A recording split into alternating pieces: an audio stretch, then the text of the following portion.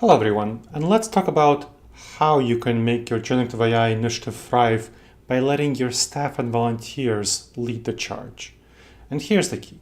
Generative AI initiatives can be really effective and efficient, meaning they can get more done with the same resources, and efficient, meaning getting less resources but still doing the same things.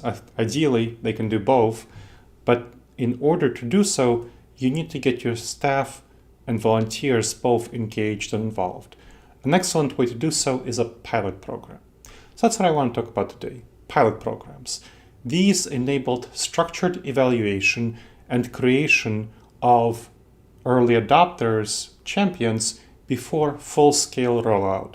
And it's really full-scale rollout that creates resistance and requires change management. So if you can undermine the kind of problems that would result from full-scale rollout, and you can test out and fix problems in advance with people who are more excited about it, that's going to be great for you. And that's what a pilot program enables you to do. It helps you to get input from staff and volunteers who are excited. So you need, as part of a pilot program, you need to make sure to get staff and volunteers who are really excited about it. And make sure to get some diverse staff and volunteers, not only people from the IT department, but people who are going to be from various functions, whatever is going to be involved with the generative AI initiatives that you're taking on, but also making sure that they're going to be diverse. So IT certainly will be excited, or I've seen that when I work with associations on this topic, but you also want to make sure that there are people from other departments and that there are some volunteers, whether it's chapter leaders, board members, whoever is relevant to the rollout. So have that diverse stakeholders really is going to be key.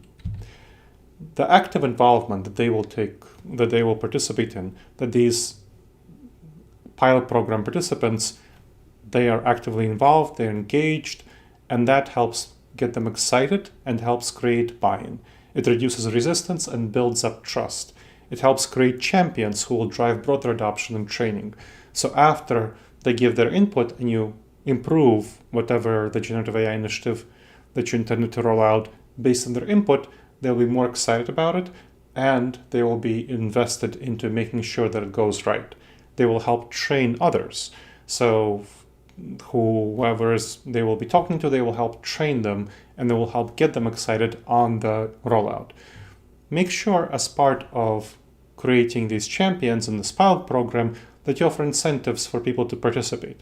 And that can involve just praising them in your newsletter, shout outs at board meetings, but also thinking about, hey, can we maybe give some gift cards to especially volunteers, but perhaps some staff members as well, have some awards. If a chapter is participating as a pilot, maybe give it a little grant, maybe give people free registrations at your annual conference, those sorts of things. Having those rewards and incentives really helps smooth pilot programs. I'll give you a case study of a client I worked with, a healthcare association, which we wanted to implement a generative AI tool designed to enhance continuing education offerings and event planning improvements. So we had a pilot program involving some tech-forward education staff and some regional volunteer leaders. Education staff for the continuing education, regional volunteer leaders for the event planning. The staff helped improve the course recommendation for better relevance, the education staff, while the volunteers helped advocate for a more user-friendly interface for event management, which is very nice that they were helpful with that. The results were great. We had a 20% increase in course enrollment within 6 months, which was, of course, aligned with the association's mission, while also financially lucrative. And in that same 6 months, the simplified event planning process, the automation, reduced workload by 15%. We also had internal champions who were familiar with the tool's capabilities and excited because they had buy-in, so they were willing to share about it and spread the word to other team members. That was very helpful. And so that grassroots advocacy ensured widespread adoption and trust in this tool. So think about pilot programs as a key tool for balancing innovation, buy-in, and practicality. It will empower your staff and volunteers who are tech-forward to refine the initial generative AI solutions and get them to have buy-in, which will help, of course, foster trust and collaboration on their part and make sure that they foster trust and collaboration once it rolls out.